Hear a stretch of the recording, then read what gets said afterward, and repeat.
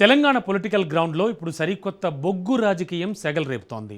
Coal belt ప్రాంతం కొత్త రాజకీయ సమీకరణాలకు కేంద్రంగా మారుతోంది. కేంద్ర మంత్రి కిషన్ రెడ్డి, రాష్ట్ర బీజేపీ చీఫ్ రామచంద్రరావు నేతృత్వంలో గులాబీ హస్తం పార్టీల ఉమ్మడి కోటైనటువంటి సింగరేణి గనుల్లోకి కమలం పార్టీ సింగరేణి భరోసా యాత్ర పేరుతో దూసుకెళ్తోంది. అయితే తరతరాలుగా కమ్యూనిస్టులు, కాంగ్రెస్, బీఆర్ఎస్లకే అండగా నిలిచిన కార్మికులు బీజేపీ వేసిన ఈ భరోసా ప్లాన్కు జై కొడతారా?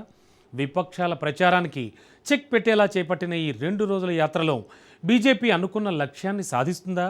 ఇక అన్నింటికీ మించి ఉత్తర తెలంగాణలోని మెజార్టీ అసెంబ్లీ స్థానాల్లో ఓటు బ్యాంకును తన వైపు తిప్పుకోవడంలో కాషాయ పార్టీ సక్సెస్ అవుతుందా? Let's watch.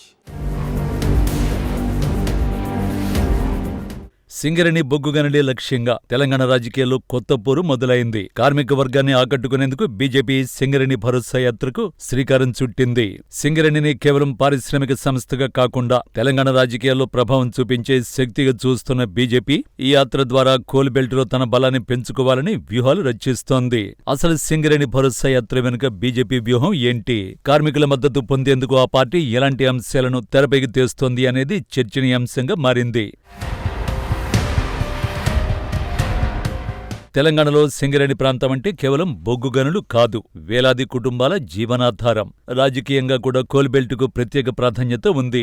ఈ నేపథ్యంలోనే సింగరేణి కార్మికులు చేరుకునేందుకు బీజేపీ సింగరేణి భరోసా యాత్రను చేపట్టింది. సింగరేణి ప్రాంతాన్ని కేవలం ఒక పారిశ్రామిక కేంద్రంగా కాకుండా తెలంగాణ రాజకీయ ముఖచిత్రాన్ని మార్చే శక్తిగా బీజేపీ భావిస్తోంది. ఇటీవల సింగరేణికి తాడిచెల్లట్టు బొగ్గు బ్లాకును కేంద్ర ప్రభుత్వం కేటాయించడాన్ని తాము సాధించిన పెద్ద విజయంగా బీజేపీ ప్రచారం చేసుకుంటోంది.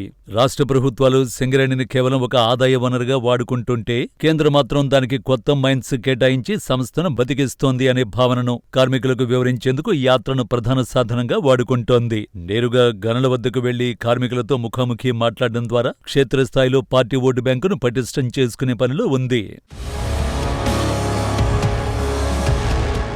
ఈ యాత్రలో గత బీఆర్ఎస్ ప్రభుత్వాన్ని ప్రధానంగా టార్గెట్ చేస్తోంది బీజేపీ. అదే సమయంలో రాష్ట్రంలో అధికారంలో ఉన్న కాంగ్రెస్ ప్రభుత్వాన్ని కూడా బీజేపీ ప్రశ్నిస్తోంది. సింగరేణిని అప్పుల ఊబిలోకి నెట్టారని, సంస్థ లాభాలను ఇతర అవసరాలకు మళ్లించారని ఆరోపిస్తోంది. ఈ యాత్ర ద్వారా గత బీఆర్ఎస్ ప్రభుత్వాన్ని కార్మికుల ముందు దోషిగా నిలబెడుతోంది కాషాయ పార్టీ. గత 10 ఏళ్ల బీఆర్ఎస్ పాలనలో సింగరేణి సంస్థను తీవ్రమైన అప్పుల పాలు చేశారని, తెలంగాణ ఉద్యమ నిధులను, సింగరేణి లాభాలను ఇతర అవసరాలకు మళ్లించి సంస్థను నిర్వీర్యం చేశారని బీజేపీ ఆరోపిస్తోంది. ప్రధానంగా సింగరేణిలో జరిగిందంటున్న 40 లక్షల టన్నుల బొగ్గు మాయం, సుమారు 1600 కోట్ల కుంభకోణం అంశాన్ని బీఆర్ఎస్ హయాంలో జరిగిన అతిపెద్ద అవినీతిగా చిత్రీకరిస్తూ ఆ పార్టీకి కోల్ బెల్ట్లో ఉన్న పట్టును కూడా పూర్తిగా తమ వైపుకు తిప్పుకోవాలని చూస్తోంది. రాష్ట్రంలో అధికారంలో ఉన్న కాంగ్రెస్ ప్రభుత్వాన్ని కూడా ఈ యాత్ర ద్వారా బీజేపీ గట్టిగా ఇరుకును పెడుతోంది. బీఆర్ఎస్ హయాంలో జరిగిన 1600 కోట్ల బొగ్గు కుంభకోణంపై కాంగ్రెస్ ప్రభుత్వం ఎందుకు వెనకాడుతోందని, దీనిపై సీబీఐ విచారణకు ఎందుకు ఆదేశించడం లేదని బీజేపీ ప్రశ్నిస్తోంది. దీని వెనుక కాంగ్రెస్ బీఆర్ఎస్ లోపాయికారీ ఒప్పందం ఉందనే ప్రచారాన్ని బలంగా ప్రజల్లోకి తీసుకెళ్తోంది. అలాగే కాంగ్రెస్ అనుబంధ కార్మిక సంఘం ఐఎన్టీయూసీ గతంలో కాంట్రాక్టు కార్మికుల క్రమబద్ధీకరణ, డిపెండెంట్ ఉద్యోగాల విషయంలో ఇచ్చిన హామీలను నెరవేర్చడంలో ఎలా విఫలమైందో వివరిస్తోంది. 41,000 మంది సింగరేణి కార్మికులు, దాదాపు 30,000కు పైగా కాంట్రాక్ట్ అవుట్ సోర్సింగ్ సిబ్బందికి భరోసా కల్పించడంలో భాగంగా బీజేపీ ఈ యాత్ర చేపట్టింది. కేంద్ర మంత్రి కిషన్ రెడ్డి, తెలంగాణ బీజేపీ చీఫ్ రామచంద్రరావుతో పాటు పలువురు బీజేపీ ఎంపీలు, ఎమ్మెల్యేలు, ఎమ్మెల్సీలు ఈ యాత్రలో పాల్గొంటున్నారు. గత కొంతకాలంగా కాంగ్రెస్, బీఆర్ఎస్ పార్టీలు ఉమ్మడిగా బీజేపీపై వేస్తున్న కార్మిక వ్యతిరేక పార్టీ, సింగరేణిని ప్రైవేటు పరం చేసే పార్టీ అనే ముద్రను చెరిపేసుకోవడానికి ఈ యాత్ర బీజేపీకి ఒక అద్భుతమైన అవకాశం.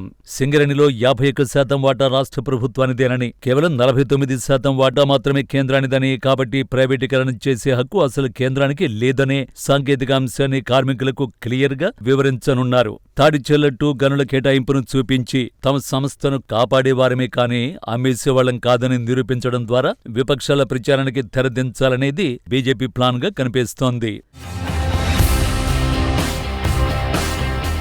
రాజకీయంగా చూస్తే ఉమ్మడి ఖమ్మం, వరంగల్, కరీంనగర్, ఆదిలాబాద్ జిల్లాలోనే దాదాపు 20 కంటే ఎక్కువ అసెంబ్లీ నియోజకవర్గాల్లో సింగరేణి కార్మికులు, వారి కుటుంబాల ఓట్లు గెలుపోటములను శాసిస్తాయి. సాంప్రదాయకంగా కాంగ్రెస్, కమ్యూనిస్టులకు బలమున్న ఈ బెల్టులో సింగరేణి భరోసా యాత్ర ద్వారా చొచ్చుకు వెళ్లడం వల్ల బీజేపీ ఇక్కడ 3వ స్థానం నుండి ప్రధాన పోటీదారుగా ఎదిగే అవకాశం ఉంది. ఈ యాత్ర ద్వారా కార్మిక వర్గాల్లో సానుకూలత సంపాదిస్తే అది స్థానిక సంస్థల ఎన్నికల్లో, భవిష్యత్ సార్వత్రిక ఎన్నికల్లో ఉత్తర తెలంగాణ వ్యాప్తంగా బీజేపీ జెండా పాతడానికి ఒక బలమైన పునాదిగా మారుతుందని పార్టీ లెక్కలేస్తోంది. మొత్తానికి సింగరేణి భరోసా యాత్ర బీజేపీకి కేవలం కార్మికులను కలిసే కార్యక్రమం మాత్రమే కాదు, తెలంగాణ కోల్బెల్ట్లో రాజకీయ పునాదులను బలోపేతం చేసే వ్యూహాత్మక ప్రయత్నంగా కనిపిస్తోంది. సింగరేణి భరోసా యాత్ర బీజేపీకి ఎంత మేర మైలేజ్ తెచ్చిపెడుతుందో తెలియాలంటే వేచి చూడాల్సిందే.